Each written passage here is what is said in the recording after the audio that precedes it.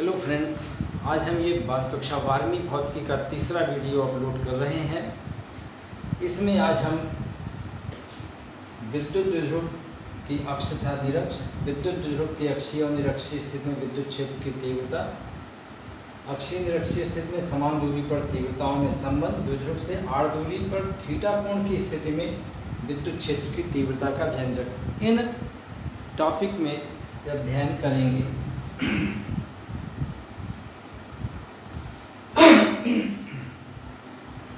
किसी द्विध्रुव की अक्ष और निरक्ष क्या होती है? द्विध्रुव के दोनों आवेशों को मिलाने वाली रेखा अक्ष कहलाती है तथा द्विध्रुव के बीचों बीच अक्ष के लंबवत स्थित रेखा को निरक्ष कहते हैं। यदि यहाँ पर एक आवेश -q है और इससे कुछ दूरी पर एक आवेश +q है तो ये द्विध्रुव का निर्माण करता है। इनको मिलाने वाली रेखा अक्ष कहलाएगी और इनके मध्य बिंदु से जाने वाली लंबवत रेखा निरक्ष कहलाएगी। ये हो गई अक्ष और ये हो गई निरक्ष। इस प्रकार अक्ष और निरक्ष का निर्धारण होता है। इसमें अक्षीय स्थिति में तीव्रता,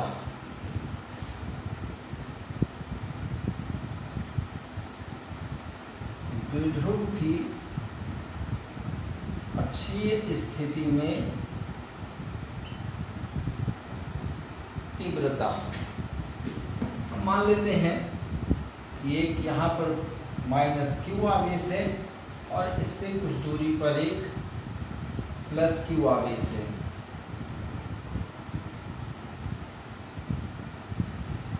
इन दोनों को मिला देते हैं, ये इनके बीच की प्रभावी लंबाई कहलाएगी। ये इनका मध्य बिंदु कहलाएगा, इसे O से दर्शा देते हैं, A और ये B। मान लेते हैं कि द्विध्रुव के मध्य बिंदु से आड़ दूरी पर एक बिंदु है P, जिस पर हमें तीव्रता ज्ञात करनी है। तो अक्ष बढ़ा देते हैं इस तरह से। यहाँ पर ये बिंदु है P, जिस पर कि हमें तीव्रता ज्ञात करनी है। O से लेकर P तक की दूरी को R से दर्शा देते हैं।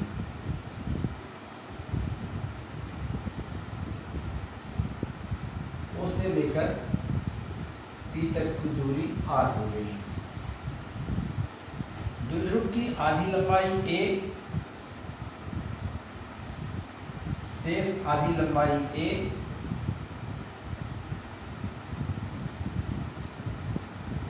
अतः A से P तक की दूरी R माइनस A और A से P तक की दूरी B से P तक की दूरी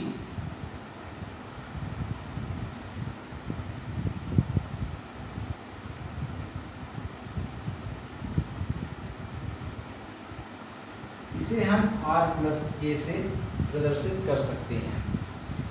हमें ज्ञात करना है द्विध्रुव के कारण बिंदु P पर तीव्रता।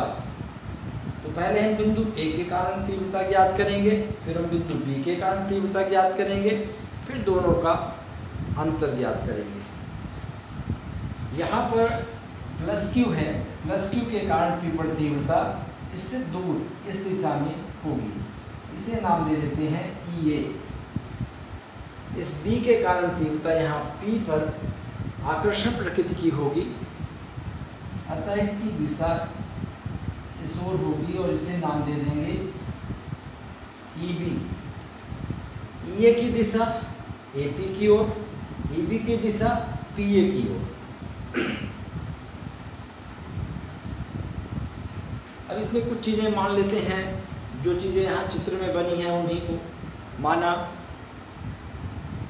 द्विध्रुव +q और -q आवेशों से निर्मित है, माना इसकी प्रभावी लंबाई 2a है, माना द्विध्रुव के केंद्र से आड़ दूरी पर एक बिंदु P है, जिस पर तीव्रता ज्ञात करनी है। बिंदु आवेश के कारण तीव्रता का एक सूत्र हम पहले पढ़ चुके हैं, E = 1/4πε0 q upon r square, लेकिन यहाँ पर आर का उपयोग नहीं होगा, ये ए पी होगा और बी पी होगा, क्योंकि आवेश प्लस क्यू और माइनस क्यू हैं, उनसे दूरियाँ आर न होकर आर माइनस ए और आर प्लस ए है। माना प्लस क्यू के कारण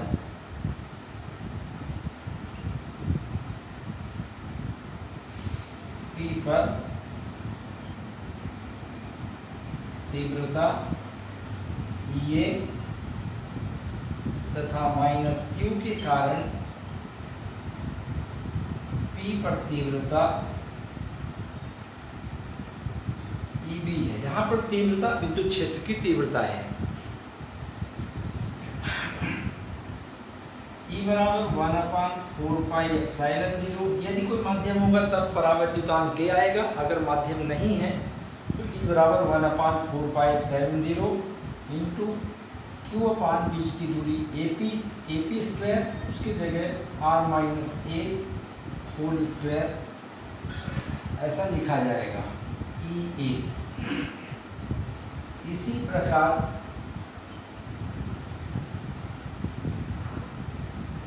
बी बराबर 1/4 pi epsilon 0 into Q upon R plus A whole square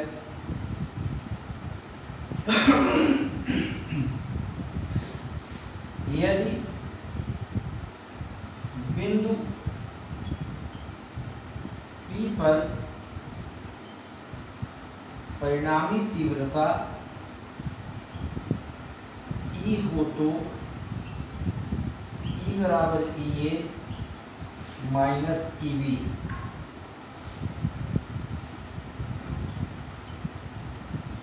समीकरण 3 में 1 व 2 को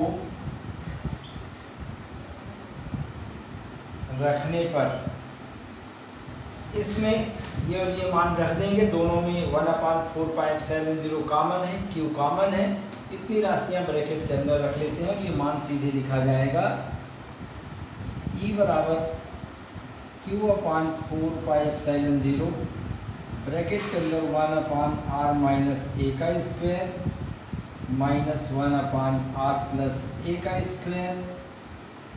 सॉल्व करेंगे तो E बराबर Q/4 pi epsilon 0 r plus a का whole square minus r minus a का होल स्क्वायर, और यहाँ पर हो जाएगा r minus a r plus a पूरे का स्क्वायर बनता है। r माइनस ए और r प्लस ए ये हो जाएगा r square minus a square whole square.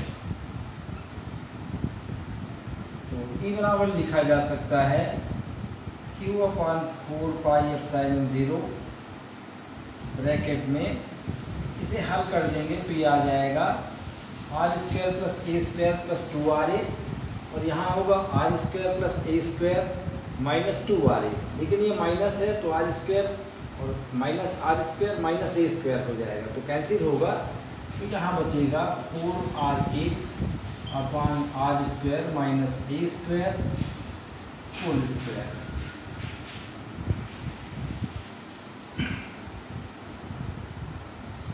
E बराबर 4 को 2 गुणे 2 लिख देते हैं,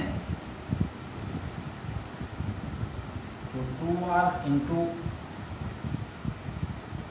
2aq upon r square plus r square minus a square whole square. यहाँ पर नियतांक ये रहेगा 1/4 पाई एप्सिलॉन 0 बराबर E। 2aq बराबर P, E बराबर हो जाएगा 1/4 pi epsilon 0 into 2rp upon r square minus a square whole square. यदि r बहुत बड़ा हो a से तो a स्क्वायर की उपेक्षा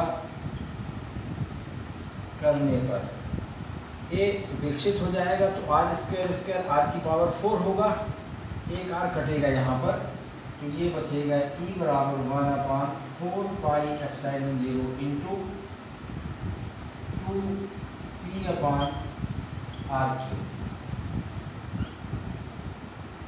ये विशेष स्थिति में है जब द्विध्रुव छोटे आकार का होता है तब। अगर द्विध्रुव पर्याप्त बड़े आकार का है तब ये सूत्र भी काम करेगा, ये सूत्र यहाँ।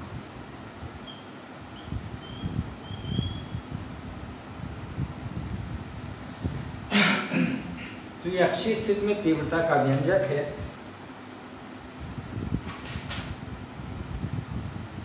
और इसमें दूसरा टॉपिक था निरक्षीय स्थिति में तीव्रता का व्यंजक।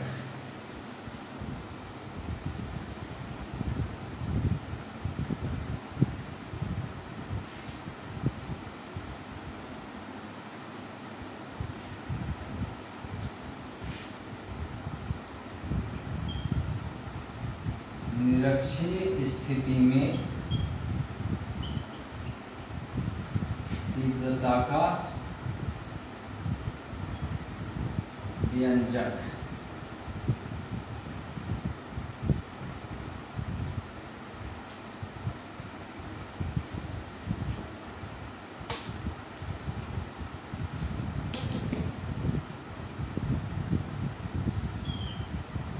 यह मान लेते हैं द्विध्रुव की लंबाई है, यहाँ पर -q, यहाँ पर +q और इसके मध्य बिंदु से निरक्ष।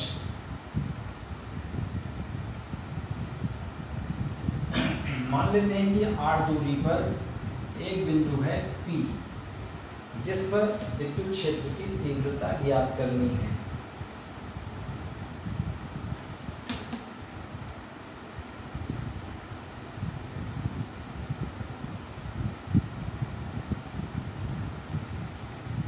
यहाँ -q के कारण बिंदु P पर तीव्रता की दिशा इधर होगी और +q के कारण तीव्रता की दिशा बाहर की ओर। यहाँ इसे नाम दे देते हैं बिंदु A, इसे नाम दे देते हैं B, इसे O। यहाँ पर तीव्रता हो जाएगी EA और इस तरफ हो जाएगी EB। +q के कारण तीव्रता AP की दिशा में, -q के कारण तीव्रता PB की दिशा में। ये r दूरी है, आधी दूरी a, शेष आधी दूरी a, अतः ये पाइथागोरस प्रमेय के अनुसार r² + a² और ये दूरी भी इतना ही हो जाएगी। यहाँ पर कोण थीटा, यहाँ भी कोण थीटा, दूरियां बराबर हैं, इसलिए +q और -q के कारण तीव्रताएं भी बराबर होंगी, तो परिणामी तीव्रता इस दिशा में कहीं प्राप्त होगी। और इसमें EA और EB के घटक कर देते हैं, ये भी थीटा होगा और ये भी थीटा होगा, क्योंकि ये संगत कोण है और इधर वाले एकांतर कोण है। ये इस दिशा में ये साइन थीटा, इधर ये cos थीटा, ऐसे EB इधर हो जाएगा EB cos थीटा और इस डायरेक्शन में यानी इधर होगा EB sin थीटा। चित्र के अनुसार कुछ लिख सकते हैं। माना द्विध्रुव AB है जो +q और -q आवेशों से बना है, इसकी प्रभावी लंबाई 2a है। माना द्विध्रुव के मध्य बिंदु से निरक्षीय स्थिति में बिंदु P पर तीव्रता ज्ञात करनी है।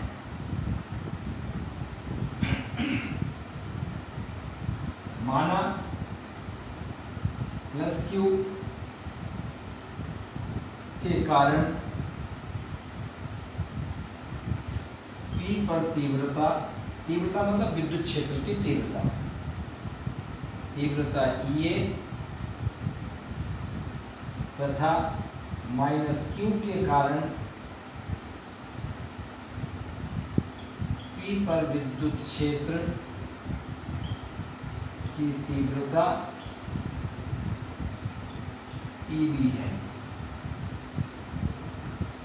ये बराबर होगा 1/4πε0 इंटू क्यू अपान बीच की दूरी AP है, लेकिन AP का मान r² प्लस a² का रूट है। AP का वर्ग होगा यहाँ, तो AP का वर्ग की जगह रूट हट जाएगा और ये हो जाएगा r² प्लस a²।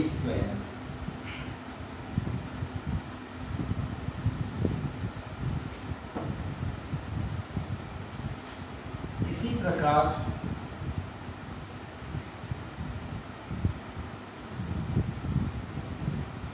प्रकार AB बराबर 1/4πε0 into Q upon r² plus a²।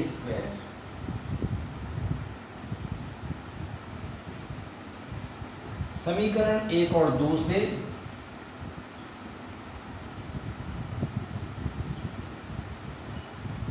EA बराबर EB। अब यहाँ पर EA और EB को घटकों में बांटते हैं, तो EA साइन थीटा और EB साइन थीटा बराबर और विपरीत दिशाओं में इसमें निरस्त हो जाएंगे। ये परिणामी तीव्रता होगी। तो P पर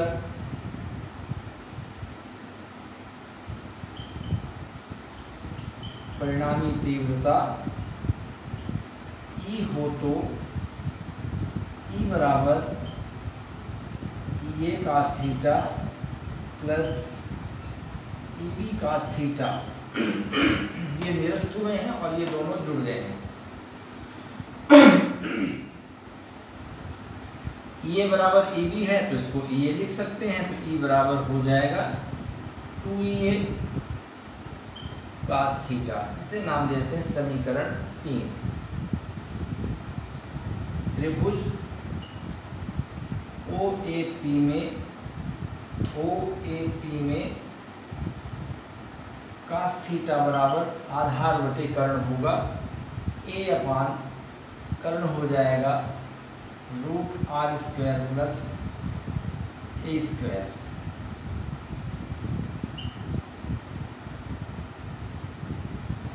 समीकरण 3 में 1 व 4 को रखने पर रख देंगे, E बराबर आ जाएगा 2 × 1/4πε0 q upon r² plus a² into A upon root r² plus a²। यहाँ पर r² प्लस a² की पावर 1 है, यहाँ पावर आधी है। आधार बराबर होते हैं तो घातें जुड़ती हैं। 2AQ ये P होता है, इसलिए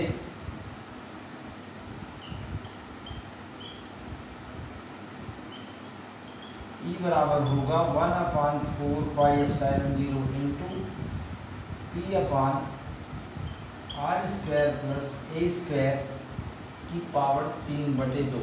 यहाँ r² प्लस a² की पावर 1 है, यहाँ r² प्लस a² की पावर 1/2 है, इसलिए पावर 3/2 होगा। यदि r बहुत बड़ा हो a से, मतलब द्विध्रुव छोटे आकार का हो, तो a² की उपेक्षा करने पर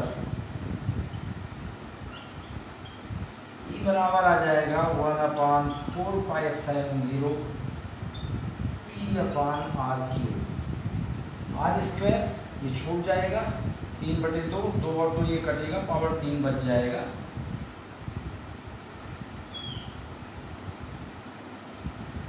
ये भी सूत्र है, लेकिन तब जब द्विध्रुव बड़े आकार का है। इस प्रकार ये निरक्षीय स्थिति में तीव्रता का व्यंजक है।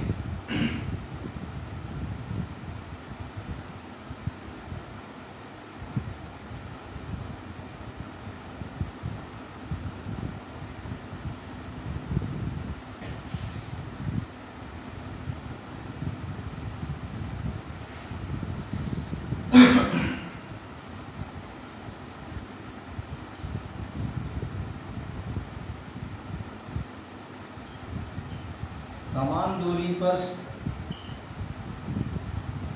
अक्षीय तथा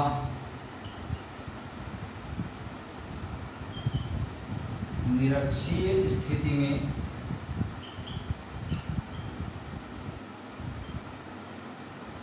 तीव्रताओं में संबंध। माना r दूरी पर अक्षीय स्थिति में विद्युत क्षेत्र की तीव्रता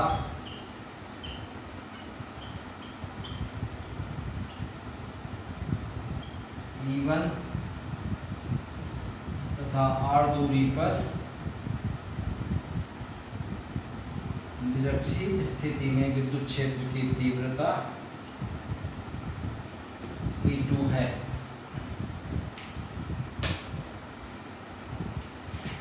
E1 बराबर लिखा जाएगा 1/4πε0 2p/r³। E2 बराबर 1/4πε0 इंटू p/r³। अगर E1/E2 करें, अधिकांश राशियां कट जाएंगी, केवल 2 बचेगा। ये पूरा कट जाएगा, ये कट जाएगा, केवल 2 बचेगा। मतलब ये हुआ कि समान दूरी में अक्षीय स्थिति में तीव्रता निरक्षीय स्थिति की तुलना में 2 गुनी होती है। यानी E1 बराबर 2E2।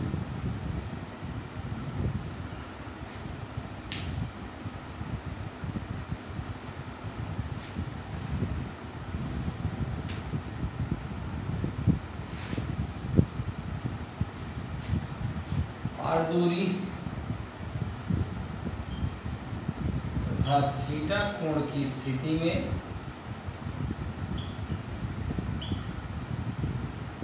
तीव्रता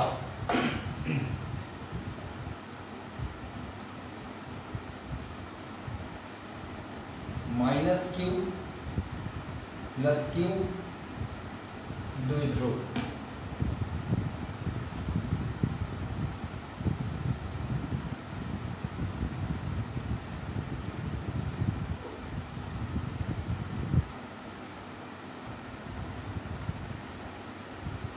मान लेते हैं ये एक बिंदु है P, इस पर हमें तीव्रता ज्ञात करनी है। इसको हम 2 घटकों में बांट देते हैं।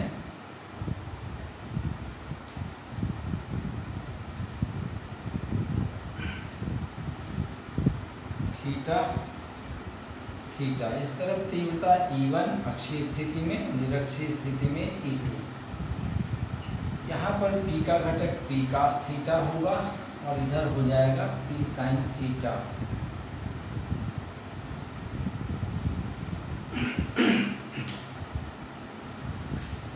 E1 बराबर हो जाएगा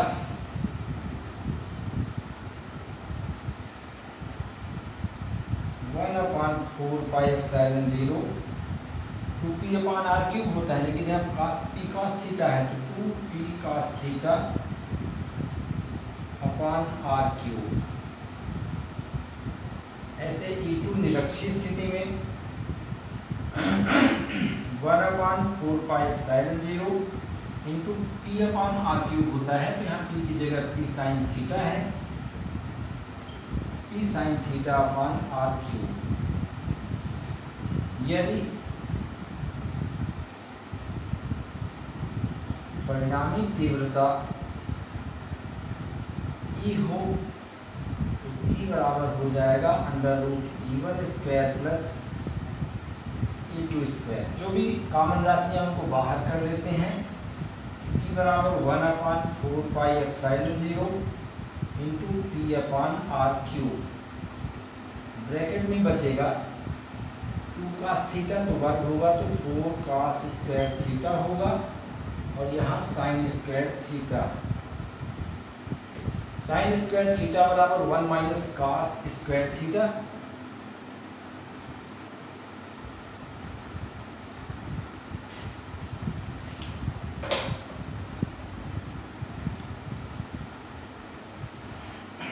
1 माइनस कास स्क्वायर थीटा, तो 4 कास स्क्वायर थीटा में घटेगा तो 3 बचेगा। ई बराबर 1/4 pi epsilon 0 E upon R cube under root 3 cos square theta minus 1। ये इसका हो जाएगा सूत्र। आज के लिए फिलहाल इतना।